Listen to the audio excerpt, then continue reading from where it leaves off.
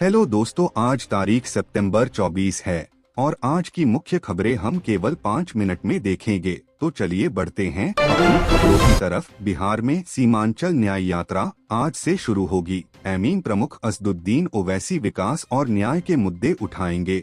Road show सभाएं सीमांचल क्षेत्र में आयोजित होंगे। यूपी सरकार सितंबर के 25 से 29 के यूपिट्स 2025 व्यापार मेला में UP pledges to the planet अभियान के तहत अपनी स्थायित्व योजनाएं प्रदर्शित करेगी। पर्यावरण संरक्षण पर भी जोर होगा। वाराणसी में आयुर्वेद संस्थान बनेगा।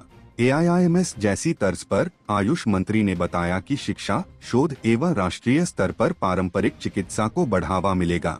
बिहार मंत्री अशोक चौधरी ने प्रशांत किशोर को 100 रुपए करोड़ का मानहानि नोटिस भेजा। 1 सप्ताह में भ्रष्टाचार के आरोपों के प्रमाण देने को कहा गया। भारतीय रेल दिवाली और छठ त्योहारों के लिए करीब 12,000 विशेष ट्रेनें चलाएगी। यूपी बिहार में यात्री दबाव को देखते हुए अतिरिक्त अनारक्षित गाड़ियों की व्यवस्था होगी। कांग्रेस की CWC बैठक आज पटना में आयोजित होगी। बिहार से पलायन और बेरोजगारी जैसे मुद्दों पर चर्चा। महागठबंधन की चुनावी रणनीति बनेगी। महागठबंधन के अंदर बिहार विधानसभा सीटों के बंटवारे को लेकर असमंजस जारी। पार्टी गठबंधन की बैठक हुई, लेकिन कोई अंतिम निर्णय नहीं लिया गया। बिहार में पलायन की समस्या पर ध्यान बढ़ा है। राज्य मंत्री का कहना है कि रोजगार अवसरों में वृद्धि से रिवर्स माइग्रेशन शुरू हो चुका है। बिहार चुनाव में LJP नेता चिराग पासवान ने गुण परिमाण पर जोर देते हुए सीमित सीटों के लिए बेहतर तरीके से लड़ने की नीति अपनाई। इंडिया ब्लॉक ने EBC वोट बैंक पर फोकस किया है। बिहार में लगभग 36% जनसंख्या इस वर्ग से सीट वितरण व योजनाओं पर विचार हो रहा है। केंद्रीय गृह मंत्री अमित शाह बिहार दौरे पर 27 सितंबर को आएंगे। 3 बैठकें होंगी और महिला रोजगार योजना के अंतर्गत 75 लाख महिलाओं के खाते में 10,000 रुपए हस्तांतरित होंगे। मौसम विभाग ने बंगाल की खाड़ी में नए मानसूनी सिस्टम बनने की सूचना दी है। इसके चलते यूपी बिहार सहित कई राज्यों में झमाझम बारिश एवं गरज चमक की संभावना। यूपी इट्स 2025 मेला MSMEs, पारंपरिक हस्तशिल्प और बनारसी साड़ियों के साथ उद्योग एवं नवाचारों को भी दिखावे देगा। राज्य के मेक इन यूपी विजन को बढ़ावा। बिहार में महागठबंधन के अंदर कांग्रेस द्वारा रणनीतिक बैठकें हो रही हैं।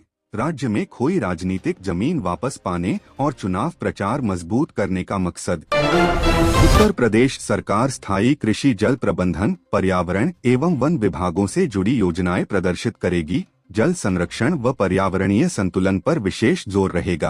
उत्तर प्रदेश सरकार ने आदेश दिया है कि अब FIR और गिरफ्तारी संबंधी दस्तावेजों में आरोपी की जाति न लिखी जाए। माता पिता के नाम का उपयोग होगा। मुख्यमंत्री योगी आदित्यनाथ ने अक्टूबर के 10 से 18 के दौरान स्वदेशी उत्पादों को बढ़ावा देने हेतु हर जिले में मेले आयोजित करने के निर्देश दिए।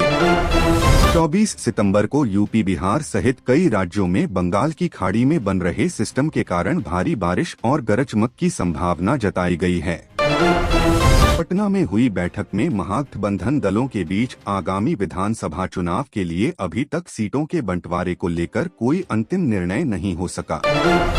यूपी के 127 कम अज्ञात राजनीतिक दलों को चुनाव आयोग ने दिया शोकॉस नोटिस। 2021 से 22 से लेकर 2023 से 24 तक ऑडिटेड वार्षिक खाते और खर्च रिपोर्ट नहीं दी गई। बिजली विभाग के कर्मचारी यूपी में निजीकरण के विरोध में हैं। 300 दिन से विरोध प्रदर्शन जारी। शक्ति भवन में जेल भरो आंदोलन की धमकी दी गई।